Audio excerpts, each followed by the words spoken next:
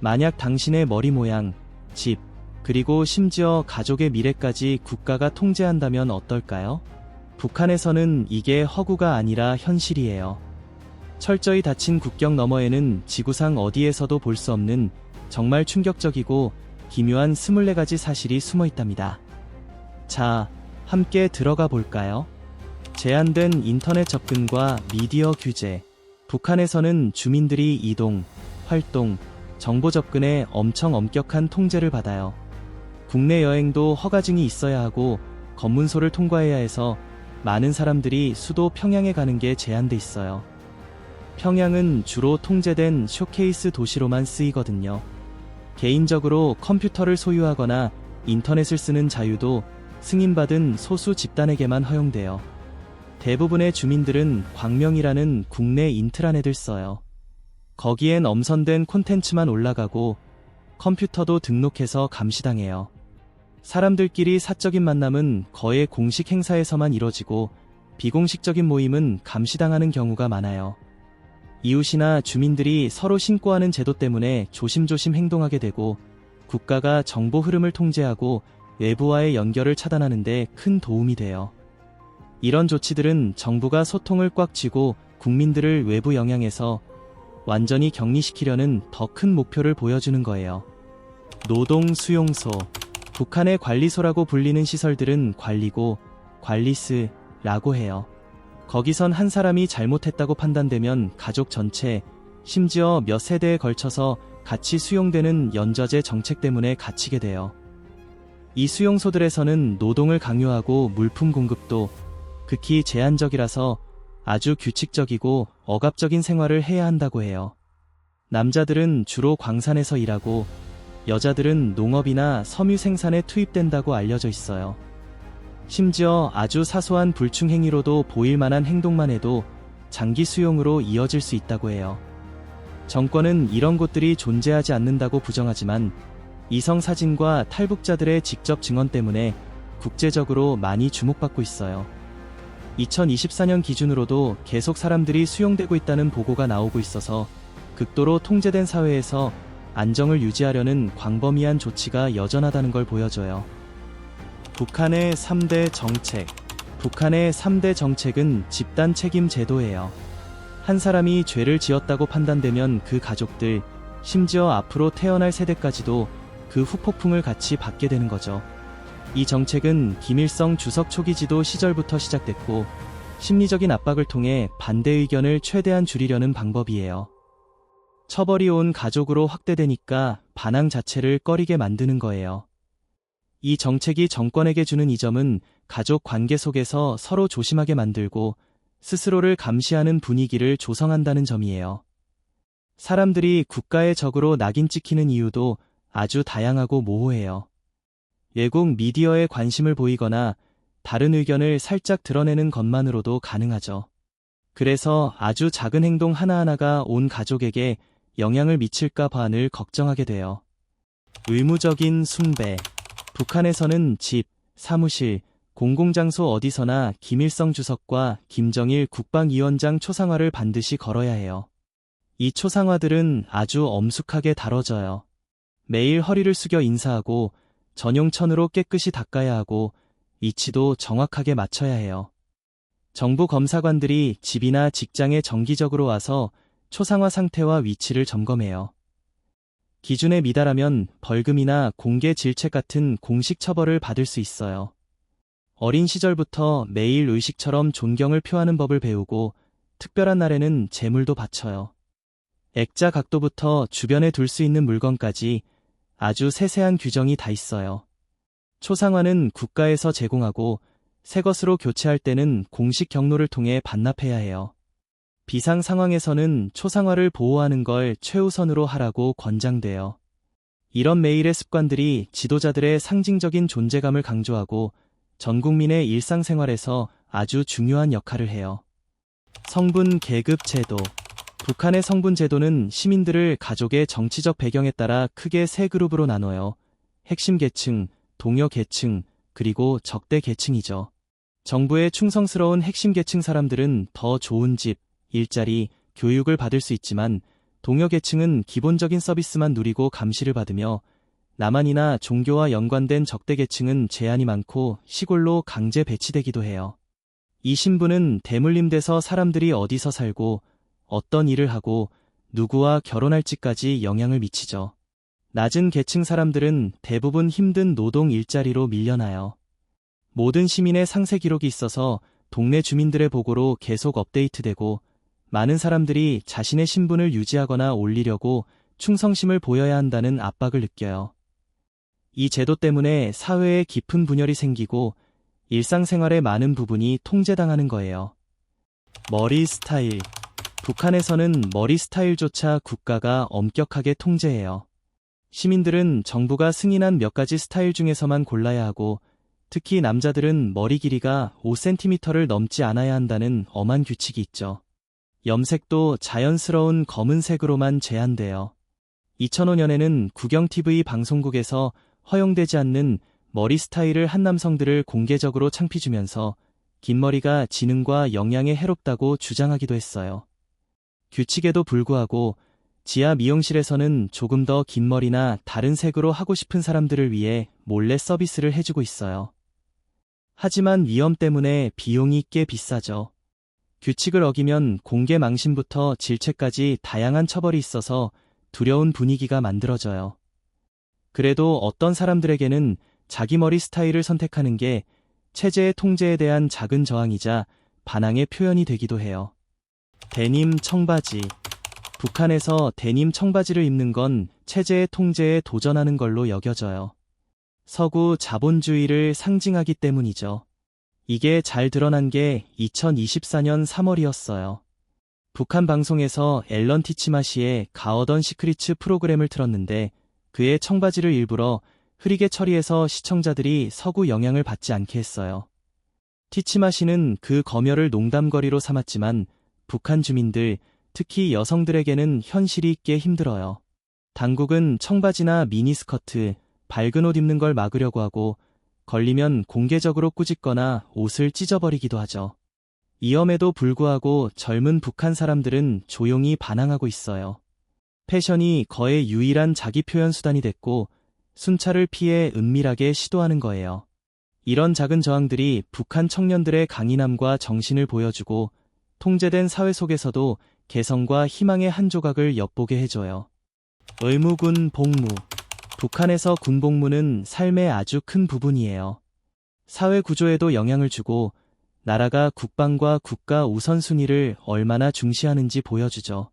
대부분의 남녀가 복무해야 하고 남자들은 보통 10년 정도, 여자들은 5에서 7년 정도 복무해요. 군 생활은 쉽지 않아요. 군인들은 국가 프로젝트에 동원되기도 하고 민간인들과 비슷한 고난을 겪기도 하죠. 여성들은 성별 특유의 문제도 있어서 지원이 부족한 경우가 많아요.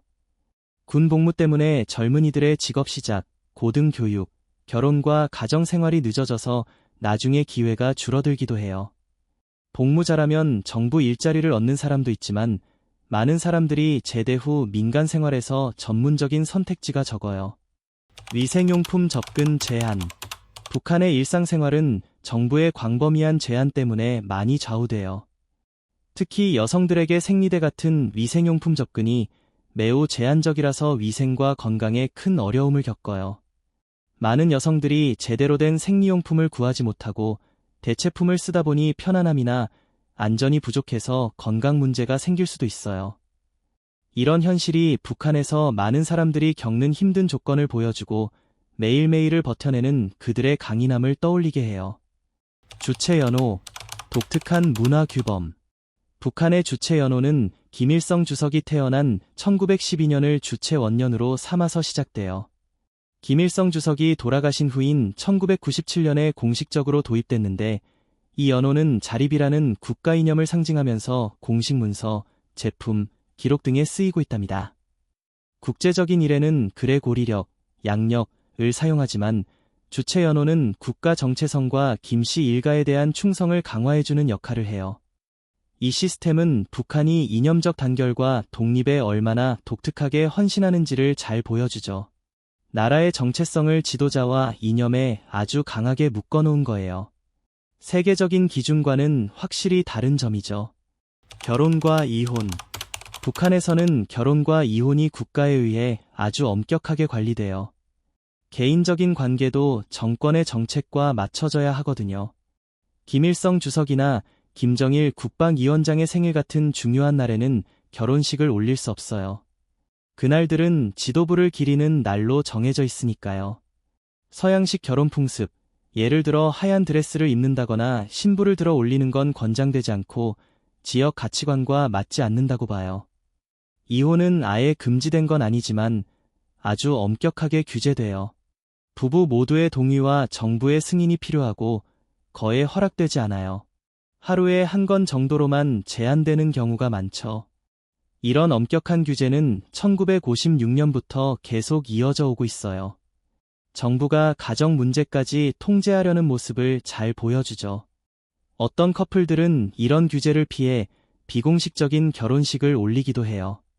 그러면 법적인 복잡함 없이 헤어질 수 있으니까요. 하지만 규정을 어기면 질책을 받거나 다른 불이익을 당할 수 있어서 국가가 개인의 자유를 얼마나 철저히 관리하는지 알 수 있어요. 풍자, 비꼬기. 북한에서는 풍자나 비꼬는 표현을 하는 게 아주 위험하게 여겨져요. 김정은 국무위원장 지도부에 해가 될 수 있는 행위로 보거든요. 민주주의 국가들에서처럼 은연중에 비판하는 수단으로 쓰이는 게 아니에요. 미국에 대한 정권의 공식 서사에 의문을 제기하거나 자립정책을 문제 삼는 발언은 부적절하다고 여겨져요. 이런 표현을 했다가 큰 처벌을 받을 수 있어요. 감금은 물론이고 가족 전체에까지 영향을 미치는 결과가 올 수도 있죠. 당국에서는 어떤 말이라도 비판으로 해석될 수 있는 표현은 피하라고 강조해요. 김씨 왕조 아래에서 국민 모두가 존중하고 지지하는 분위기를 유지하려는 거예요. 나라 전체가 단결되고 충성스러운 이미지를 지키기 위한 방법이죠. 공개 처벌과 법적 제재. 북한의 법체계는 두려움과 복종을 통해 엄격한 통제를 유지해요. 금지된 책을 소지하거나 예국 미디어를 보는 것 같은 사소한 행위도 엄중한 처벌로 이어질 수 있어요. 공개 경고 같은 것부터 시작하죠. 특히 한국 미디어는 국가 권위에 대한 위협으로 여겨져요. 종교활동, 특히 기독교는 엄격히 제한되고 종교 서적을 가지고 있는 것 자체가 반국가 행위로 간주돼서 가족 전체가 위험해질 수 있어요. 탈출을 시도하면 아주 심각한 결과를 맞이하게 되는데 이건 도망을 막기 위한 강력한 조치예요. 이런 조치들 덕분에 국민들의 행동과 신념이 철저히 감시되는 수능 문화가 만들어졌어요. 일상생활에서도 통제가 강하게 작용하죠. 개인 주택 구매 금지. 북한에서는 개인이 집을 마음대로 소유하는 게 정부에 의해 아주 엄격히 규제돼요.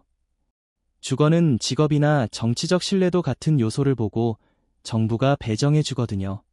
주택 분배를 공정하게 하려는 의도라고 하지만 실제로는 고위 간부들에게 더 좋은 집이 가는 경우가 많아서 불평등하게 보이기도 해요. 일반 주민들은 대부분 단순한 국가 배정 주택에서 살아요. 개인이 지은 집이라도 땅 소유가 국가에 집중되어 있어서 정부 관리를 받게 돼요. 대부분의 시민들에게는 사적인 주택 소유가 거의 불가능한 선택지예요. 자동차 구매 금지. 북한에서 자동차를 소유하는 건 거의 불가능에 가까워요. 1950년대부터 자동차 산업이 있었는데도 2019년까지 인구 2,500만 명에 비해 자동차가 겨우 2만 3천 대 정도밖에 없었대요. 그나마 대부분 정부나 군대, 경찰용으로 쓰였죠. 이유가 정말 엄청나요. 엄격한 법률, 엄청나게 비싼 가격, 그리고 일반 시민들은 꿈도 못 꿀 시장 상황 때문이에요. 2017년까지는 개인 자동차 소유가 거의 들어본 적 없는 일이었고 정부와 연결된 사람들만 가능했어요.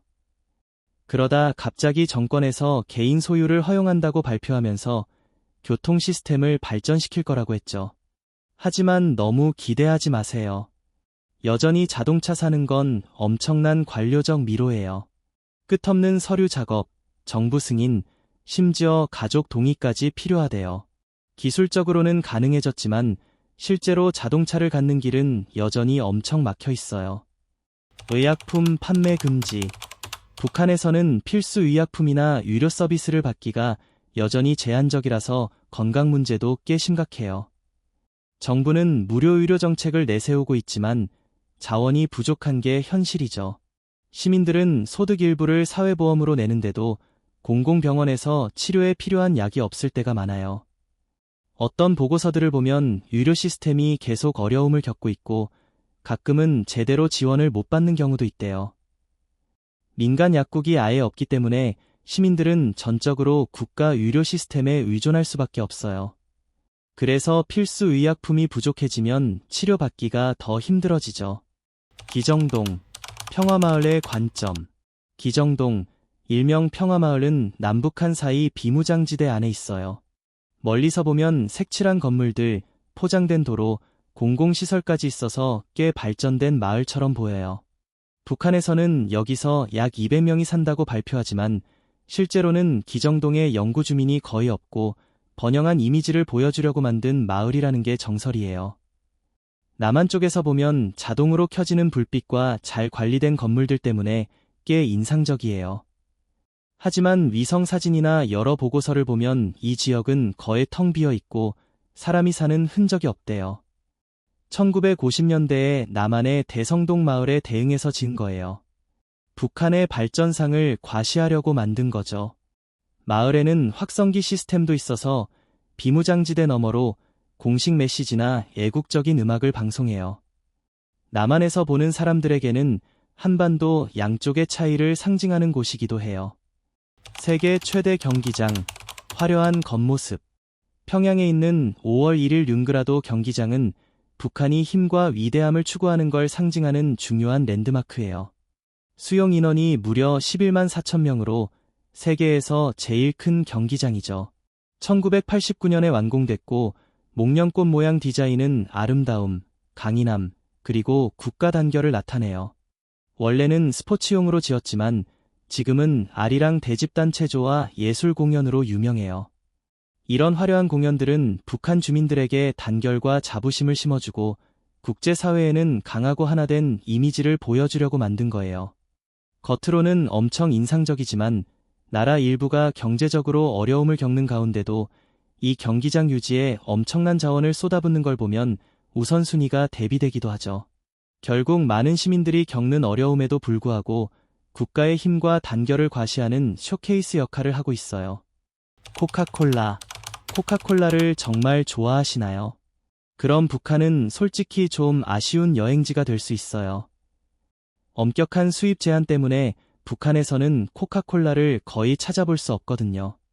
2015년까지는 쿠바와 북한, 이 두 나라만 코카콜라 판매가 제한됐었어요. 쿠바가 금지를 풀고 나서 북한이 이제 거의 마지막으로 코카콜라를 공식적으로 못 파는 나라가 됐죠. 코카콜라 회사 측에서도 북한에 있는 제품들은 대부분 비공식적인 경로로 들어온 거라고 밝혔어요. 정식 유통은 아니라는 거예요. 코카콜라는 정치적인 일에는 관여하지 않지만 미국 브랜드라서 서구의 영향을 상징하는 제품으로 여겨지잖아요. 북한에서는 그런 서구 영향을 엄격하게 통제하니까 미국 브랜드와 관련된 제품을 소비하는 걸 국민들에게 강하게 권장하지 않아요. 평양의 교통 레이디즈. 북한의 수도 평양에서는 교통 신호등이나 남성 교통 경찰이 아니라 교통 레이디즈라고 불리는 젊은 여성들이 교통을 관리해요. 이 여성들은 아주 꼼꼼하게 선발돼요.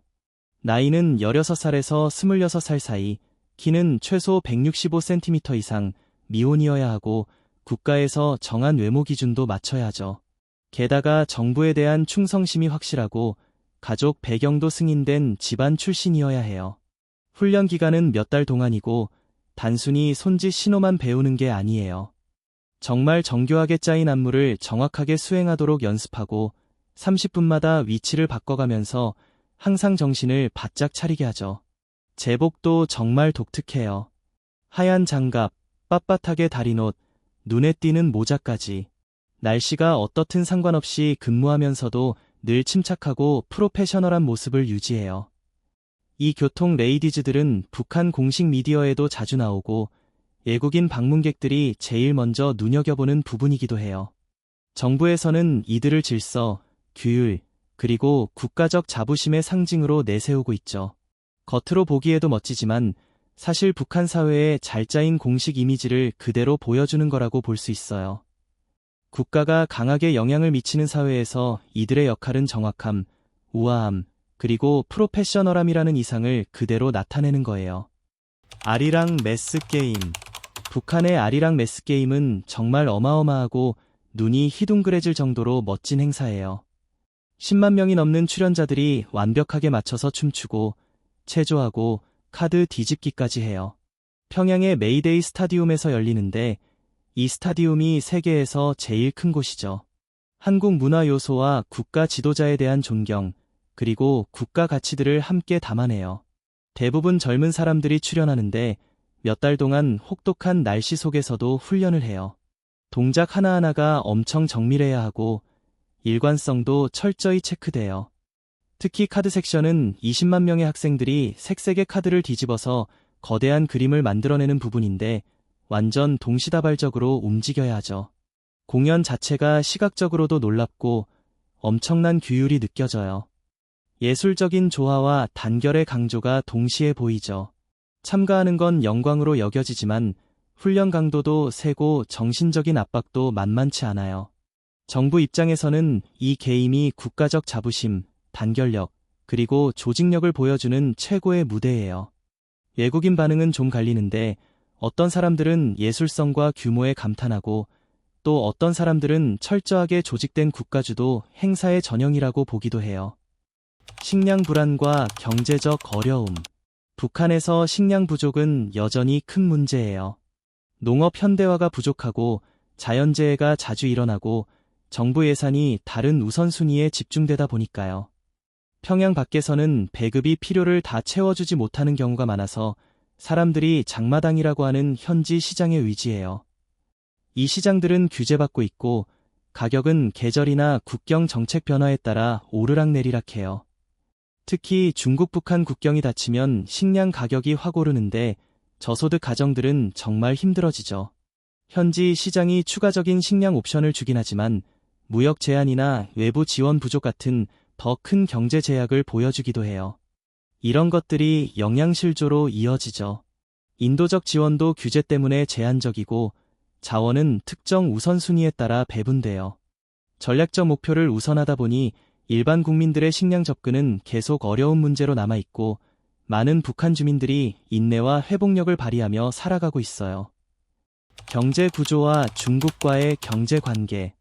북한 경제는 고립되어 있고 정부가 아주 엄격하게 통제하고 있어서 경제적 어려움이 많아요.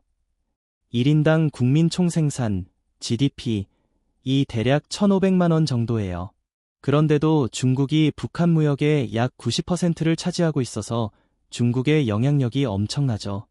북한은 어느 정도 자율성을 유지하려고 하지만요. 북한 일상생활에서도 의존도가 잘 드러나요. 식량이나 전기 같은 기본적인 것들이 중국 지원과 연결되는 경우가 많거든요. 중국 쪽 태도가 조금만 바뀌어도 부족 현상이 생기고 그래서 일부 주민들은 필요한 물건을 비공식 시장에서 구하려고 하죠. 북한이 강조하는 자력갱생은 사실상 상징적인 면이 커요. 경제가 중국에 상당히 의존하고 있으니까요. 이런 고립과 의존의 균형이 일상생활에 영향을 미치는데 겉으로는 잘 안 보이는 부분이 많아요.